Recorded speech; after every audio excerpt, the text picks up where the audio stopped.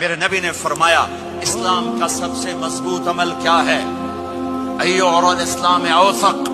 صحابہ نے کہا الصلاۃ، نماز. آپ نے کہا نہیں. جہاد؟ آپ نے کہا نہیں. روزہ؟ آپ نے کہا نہیں. حج؟ آپ نے کہا نہیں. اسلام کا سب سے مضبوط عمل کیا ہے؟ صحابہ نماز. جی نہیں. جہاد نہیں. روزہ نہیں. حج نہیں. اچھا یا رسول اللہ پھر کیا ہے؟ سنو غور سے، توجہ سے.